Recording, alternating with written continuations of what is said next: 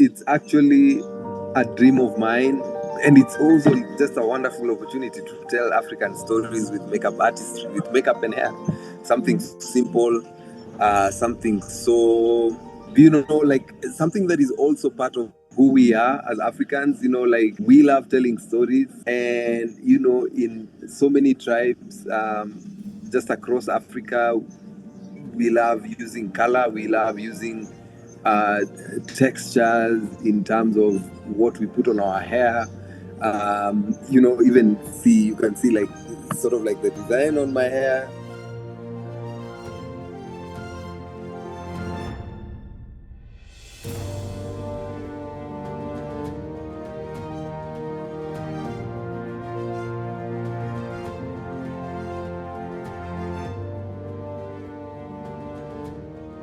It's so great to meet you here on Zoom, Suki. So nice to meet you as well. It's been a long time coming. We've been saying that we'll do this, and I'm really happy with what you're doing. I'm really happy with what you're doing for not only for just the creative sector, but really telling stories about people and their journeys. And so I'm really intrigued by that, and I'm so happy to be here. Oh, wow. It's so great to be able to speak to you in Africa. And I love that bracelet that you have on. Oh, thank you. This is my this is actually something that I love to wear when I'm working, because I call myself the African makeup artist. So I love to have something that is more like an identity, and something that says a bit about where I come from and the stories that I tell. We're talking about the beads. Yeah. And I'm from South Africa, and I know that in South Africa also the colors means certain things. Oh, really? The colors of the beads. Oh, okay. Yeah. Is it not true? I don't know, but I know you get these girls give boys these Zulu love letters, and then the colors of the beads mean something. That's quite interesting, because actually this, you see the length of the bracelet, the thing. This is for women, actually. Oh, in I the see. Maasai culture. But you see, I'm not Maasai, so I just thought it's so cool. And the men usually wear very short ones. So I just thought it's very cool, and then I just got it. But I do know that with the Maasai culture, the Turkana, they usually wear different colors to communicate different things. Maybe say you're married. If you're married, then you'll wear a different color of the necklace or the beadwork. If you're single, for the children also, there's all different colors. So I think there is that too. Yeah. Oh, yeah. That can be. Yeah. But Suki, I absolutely love your work. You make works of art, really. And I've been looking at your pictures on Instagram. It's beautiful. I mean, you're really making so much of the woman, and you bring out so much beauty in women. It's so wonderful. Yeah. Thank you so much. Thank you so much for this. It's actually a dream of mine, and it's also just a wonderful opportunity to tell African stories with makeup artistry, with makeup and hair. Something simple, something so, like something that is also part of who we are as Africans. Like we love telling stories, and in so many tribes, just across Africa, we love using color, we love using textures in terms of what we put on our hair. Even you can see like sort of like the design on my hair. We love using a lot of texture. We love using a lot of color to do all sorts of things. So even our skincare. So for me, it's actually something African that I practice in the modern world. Only that now I use it to tell stories in film. But how wonderful that you take what you have there. You take the culture, you take what Africa has to give, and you bring it out, or you use it and you show it. I love that. Thank you. Thank you so much. I have Africa. Yeah, I have Africa in my soul, so I do love seeing that. It's nice. Yeah. Thank you so much. Did you grow up in South Africa? In South Africa, yeah. Oh, nice. Where? Cape Town? I grew up near Johannesburg, but I also lived near Cape Town. Yeah. Okay, that's wonderful. Mm. Yeah, well, I love South African films. I here in Kenya we work with a lot of South African crew as well, so it's always exciting to meet fellow Africans and tell stories with them. But you talk about film now, so do you do the hair and makeup in film? Yes, so I do makeup and hair for film engagements. This could be your photography projects, your video shoots, your film shoots if you're shooting a feature film or a series. I work on those. And it's been 15 years now of this amazing work. Yeah, and I'm loving it. I'm having fun, to be honest. And how much of your input is there, or do you have to specifically go for what they want, or can you give your artistic input? You know what? I am so intentional about every project that I engage. I get a chance to be in, and I'm really happy that I'm seen as a consultant, not so much as someone just to make people's faces look nice or beautiful. For me, it's more like you are the person who knows what we should do. So what do you think we should do? So I usually take the director's vision and try and make it my own and try and just bring it to reality with my makeup artistry, with hairstyling. I make suggestions all the time about some makeup applications that we should have. I make a point of just being very intentional about suggesting things and coming up with great ideas and finding every engagement as an opportunity for me to really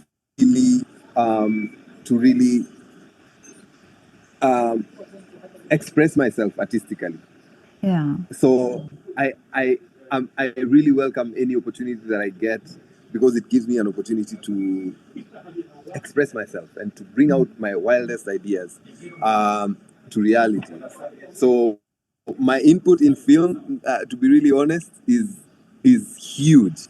I love being part of the pre-production and part of the pre-production process.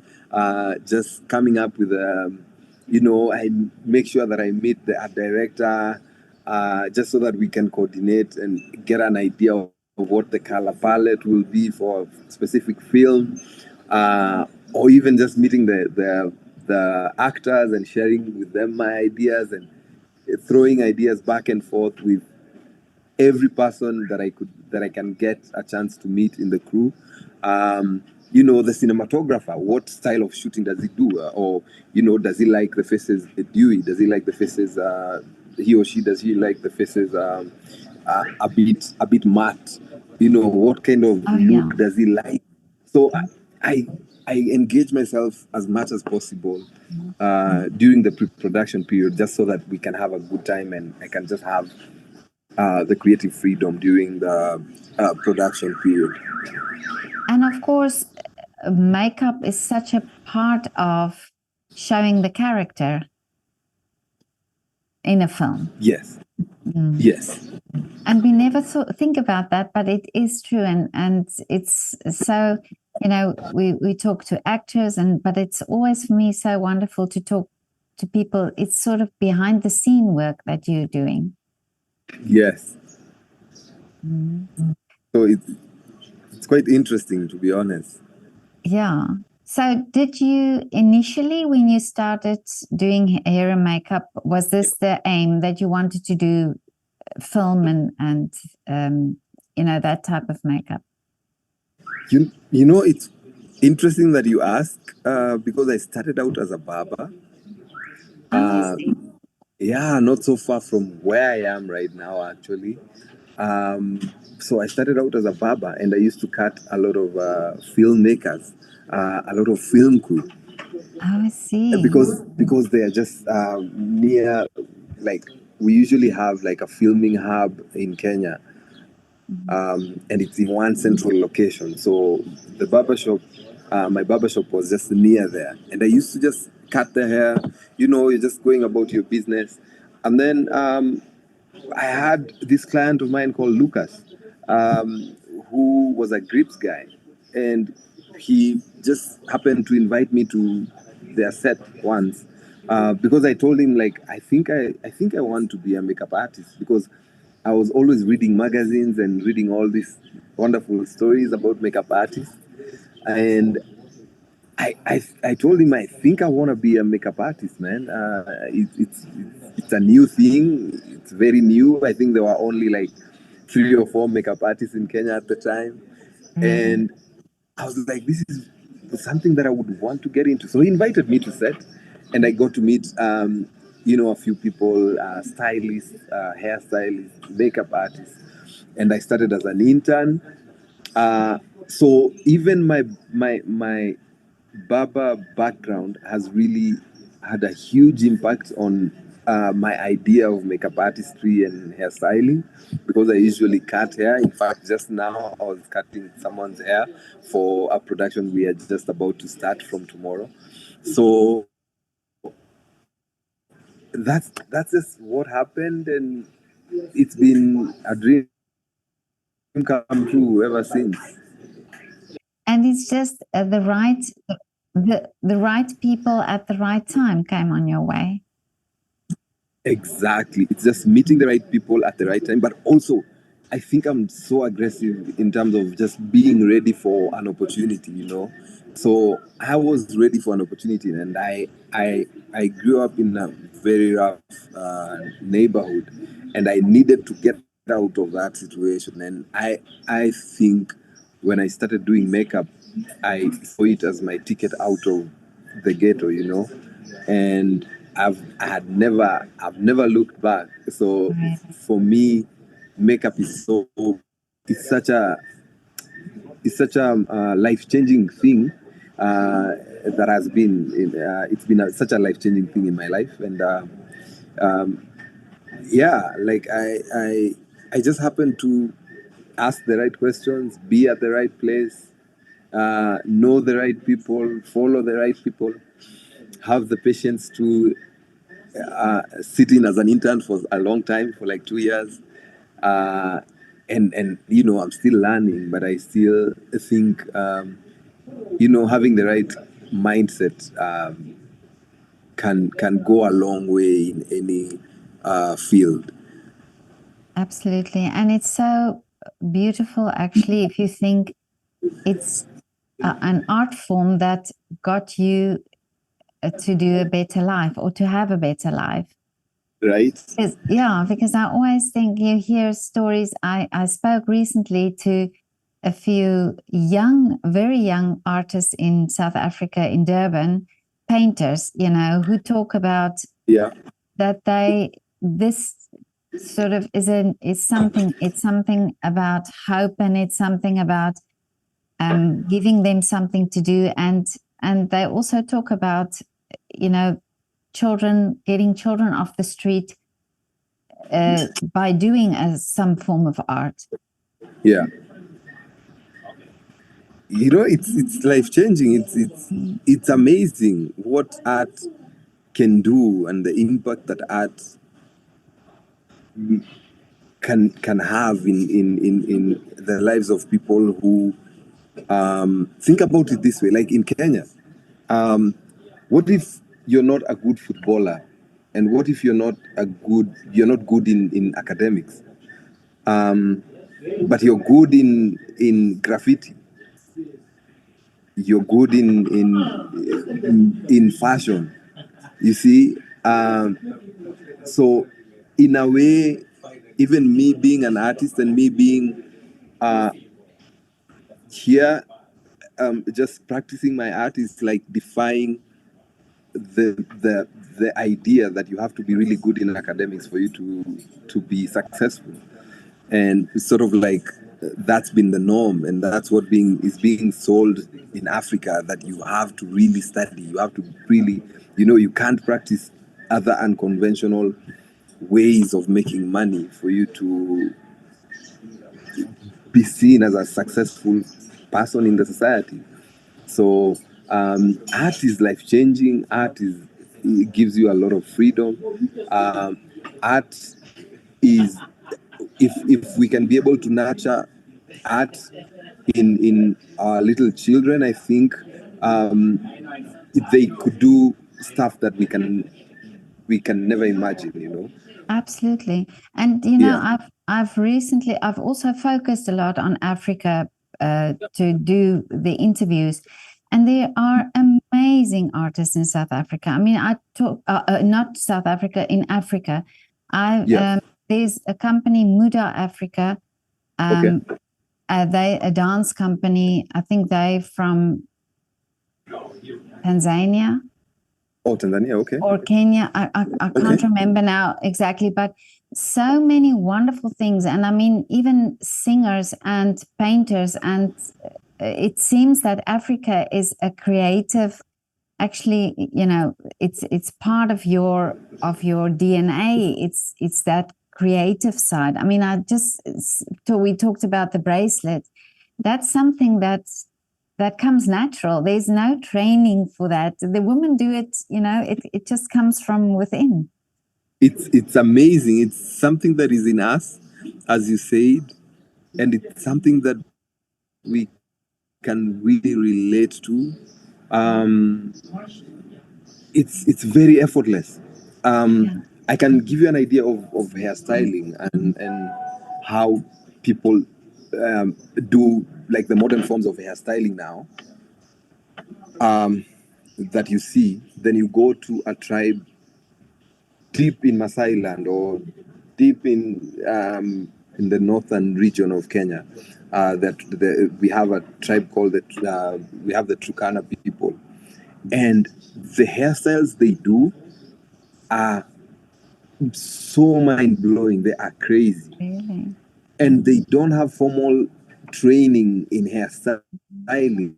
Hairstyling for them is a way that they build community, is a way they interact, is a way they bond the children while they're playing or bonding, or they're sitting around a fire and hearing stories from their grandma. They're getting their hair braided, or they're braiding each other. So these are like very common practices that we as Africans start to do early in life, and so it's very natural. Even the styling, even the clothes, how we style our outfits, and how we express ourselves in terms of what we wear and how we look. Like, one of the cultural practices that I really like, there's a tribe called the Wudabe. It's in Chad, a country called Chad, in Africa. And usually once a year, they usually have this traditional ceremony where the men literally wear makeup, and they wear a lot of makeup, and they put a lot of color on their lips, so that the guy with the whitest teeth gets a wife on that day. Oh, I see. Think about it. Like, it's insane. Yeah. How art, makeup, hairstyling, the outfits, it's all very traditional. It comes together in a way that is not formal, in a way that is not modern even, but it still looks fabulous. Yeah, and then you add the singing and the dancing and the whole theater around it. It's amazing, and it's there. Yeah. So it's so wonderful just to see. I usually get so happy when I see someone still holding on to some of to something about their culture. I get really fascinated when I see that, because that means they are holding on to that, and it's in this type of world where culture is diminishing and people are losing some of that, and so it's quite amazing and refreshing to see people holding on to culture. Yeah. I also, when I spoke to this one young painter in South Africa, he was saying that he wants to paint what happens in his community, and I thought, how beautiful, that this is what we need. People proud of their roots, proud of their community, or it's not always beautiful, and all the things that happen are not just idyllic and wonderful, but still, it's communicating what happens in a community like that. Yeah. It's communicating, right? Like if someone wants to speak against police brutality, for instance, we can go to the street and do some graffiti. Yeah. And that will be communication. If you want to communicate anything, literally anything can be communicated with art. Exactly. And it's just brilliant how I saw there's an artist who goes around the world. I don't know what country he's from, but he goes around the world collecting plastic bottles and creating art with plastic bottles. And that's brilliant.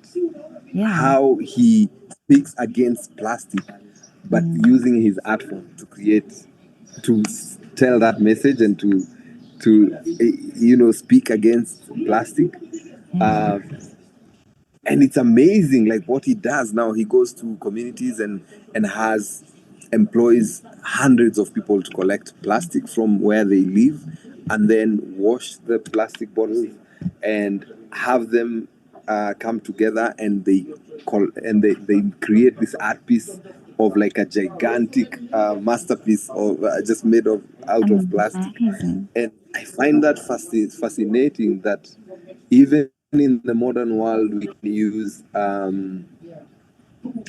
to communicate.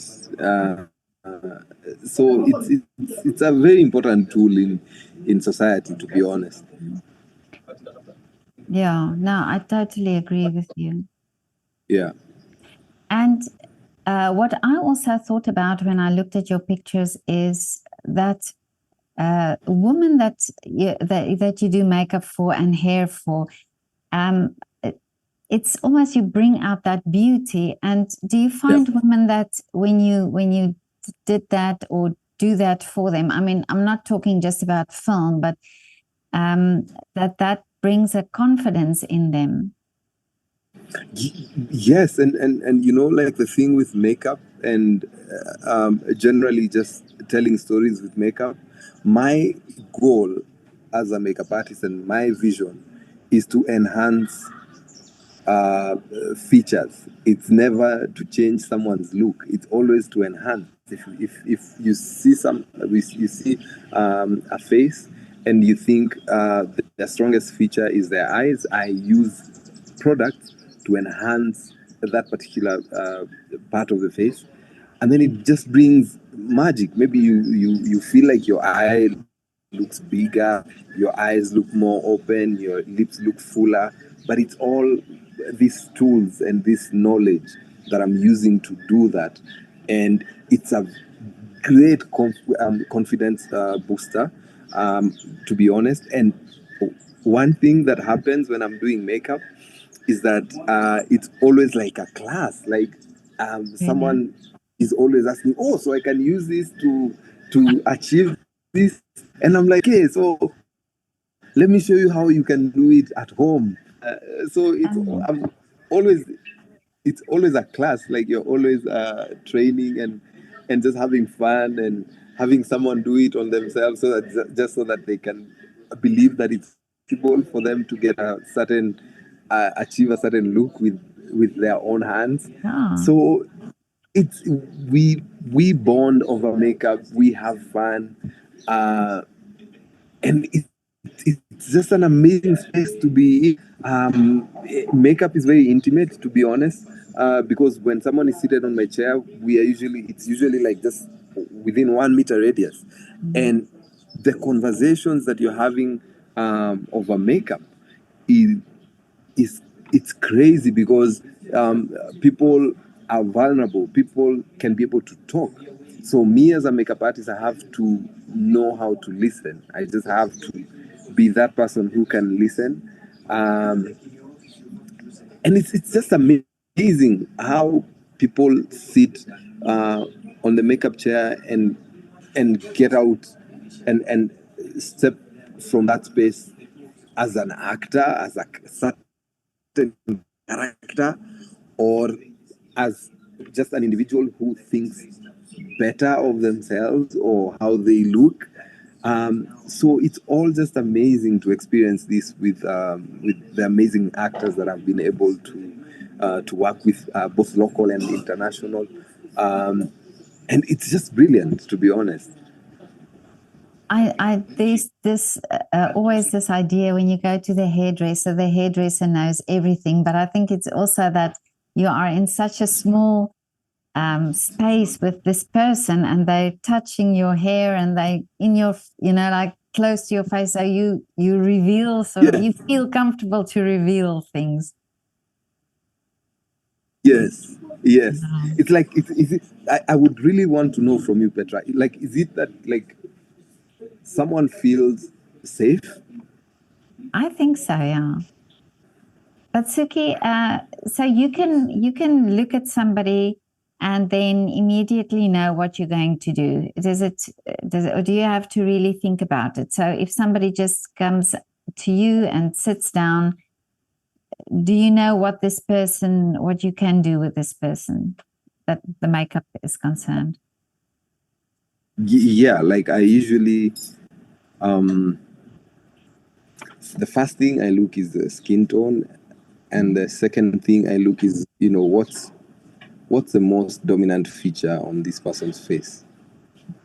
It could be anything, actually. It could be the cheeks, it could be the cheekbones, it could be the teeth, it could be the lips, the nose, the eyes, the lashes, the eyebrow. It could be anything. It could be the tiniest thing you can think of, and that's what I like to just really enhance, and that's the first thing I work on. So I out of just working in film and different film and photography engagements, I've sort of like come up with my own style of makeup, which is usually just very natural.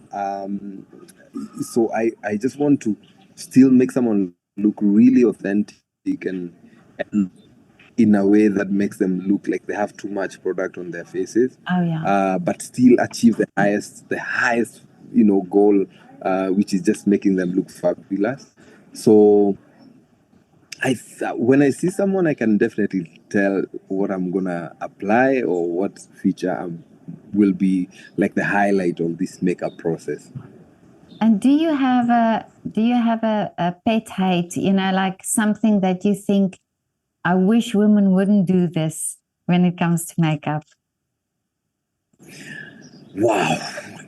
To be really honest, I wish women knew that less is more. Okay. When it comes to makeup. It's in the skill of knowing how to use something. It's not how much of something you use. And also, I think I wish people love skincare more than makeup. Okay. Because if you love skincare, if you love taking care of your skin, if you are very intentional about taking care of your skin, then you have very little work to do for your makeup. Even how the product spreads on the skin is different for texture and someone who doesn't. So skincare is the baseline of all makeup application. So I wish how we sell cosmetics, for instance, I wish that was different. I wish the life-changing thing would be the skincare and not the makeup. Because it's become so commercial. You're told, okay, just apply. If you apply this product, then you look like this. But it's all a mask. What if it was in a way that makes someone feel like a lot of skincare with very little makeup is wonderful. I never thought of that, but yeah, that's true. That's actually true, yeah. Because all the advertisement is about, oh, you can get rid of this or you can get rid of this by this makeup. But actually, you need the care for your skin. You need the care for your skin. I have no problem with makeup. Makeup is amazing. I just think if the idea of skincare was sold more than the makeup, then it would be, we would be heading to the right direction, I think. But I have to ask you, on your Instagram page, I saw these amazing pictures with women with florals, with beautiful flowers in their hair. Tell me about this project that you did. So what I did? I tried from time to time. I always try to, just express myself artistically with makeup. As I said, I'm very expressive with makeup, so I try as much as possible to see if I can attempt to get something out of just my crazy thoughts, right? And so that's what I do. I usually try to do a few ideas here and there. So that was one of the ideas that I came up with.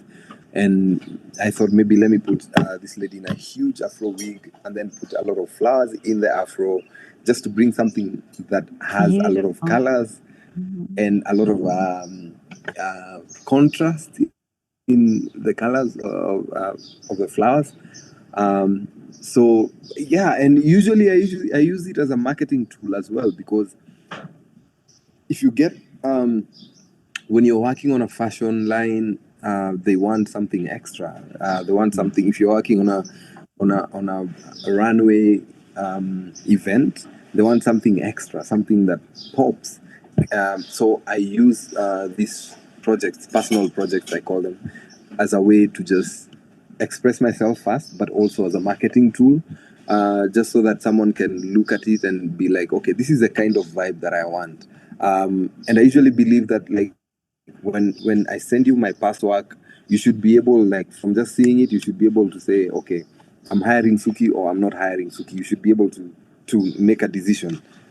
So I try as much as possible to sell myself as a creative makeup artist.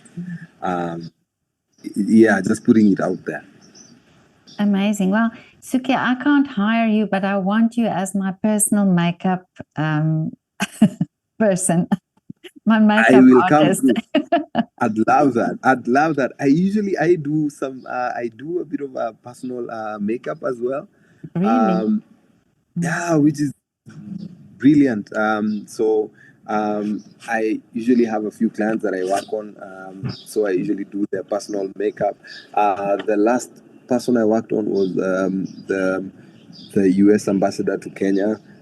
So she was going for some engagement, and I did her makeup. So I do personal makeup as well from film also. So it's on. Let's find a day and let's do your makeup as well. Oh, that's but amazing. I think you do a lot of good makeup. Your makeup looks brilliant. Oh, thank you. It's very minimalistic. Did you do it yourself? I do it myself, but no, it's very again, it's very small. Oh, thank you so much. I do my mascara is I go nowhere without mascara because I've got very light eyelashes. So if I don't wear mascara, it looks as though I don't have eyelashes. So mascara is my big friend. Okay. Oh, that's your big friend. Okay, good. No, that's nice. And you see, you've figured out something that you really feel like you can't get out of the house without, and that just frames your eyes. And then you put something. I see, like your makeup. You can call it very minimalistic, but it's always I think it's that less is more vibe, and it's amazing. You have the best results. Thank you so much. This is a big compliment for me coming from Suki. No problem. Suki, it's so wonderful to talk to you. I would really so love to visit you in Kenya and see what you're doing, because you're making women look so beautiful, and you're so creative. But what are the wishes for you for the future, or what is the big dream? Oh man, let me be honest with you. I feel like the African filmmaking is heading to the right direction. I feel that we as Africans have a lot of stories to tell, and I want to continue telling those stories and getting those stories to the highest platforms those stories can get to. I'm happy to, from time to time, get an opportunity to work on international projects when someone is coming to shoot in Kenya. So I want to keep on doing that. I want to go out and tell African stories. Like if you have an African character that you have in your film, I want to be the makeup artist for that character, because I feel that I am in the best. I'm in the best place to bring the authenticity in that character and just tell the story of that character in the most African way. So I want to work on those authentic African hairstyles, whether it's with actors here in Kenya or around Africa or even outside Africa. But I want to be a representation of Africa in terms of hairstyling for international projects, because I feel that there is a gap there. There's an opportunity for me to bring African hairstyling into international projects and African makeup in international projects. I know our skin so much, like the back of my hand. I know this African skin so much that I really am craving for that opportunity to keep on telling African stories, even on a global platform. And I 100% have this wish and dream with you, because when I saw your pictures, I thought to myself, really, you bring the beauty out in these African women. You know, you understand them. You can see that you understand them. You see that you can understand the beauty of it, of them, and the beauty of being an African woman. And I think that's it's like you're saying, there is a gap in the market, because I think people want to change that, or people want to change the look, and it shouldn't be. It should be appreciative of that beauty. Yes, it should be an enhancement of that beauty. It should be something that is not so far from the reality, you know. So I want to get an opportunity to be that person who does the presentation of that. Well, I'm with you on that one. Thank you so much. I believe it will happen. I really believe it will happen too. Yes. Many people who've made wishes on my channel, their wishes came true. So this will happen. Oh, wow. Yeah. Okay. Yeah. Okay. Yeah. So that's good. So watch out. Be ready. Like you said, you're always ready. Always ready. Always ready. Yeah. Yes. Suki, this was so great to talk to you. Thank you so much. I hope to either see you in Kenya or in Vienna. Thank you. Thank you. I hope to travel to Vienna to come and do something, Petra. Whenever you have some time, please come to Kenya, visit Kenya, come see. Have you been to Kenya though, Petra? I haven't. No, I haven't. Oh my God. Then, you know, you really have to come. Have you been to East Africa by any chance? No, nowhere in Africa. And you know, I've spoken to the most amazing people in Africa over the past few years, and I would so love to visit. Oh, I really hope that you get a chance to come to Kenya. It's a beautiful country. It's just wonderful what the creative industry is looking like here. And the vibrant, it's so vibrant in East Africa. And the wonderful locations that we have, you know, be it nature or even in the towns. So it's just a wonderful time to be an African filmmaker, to be honest. And so I really hope that you get a chance to come and experience Kenya. Yeah, I will. And I'm absolutely focused on speaking to as many African artists as possible because, you know, I think the world should see what you guys are doing there and what Africa is capable of doing.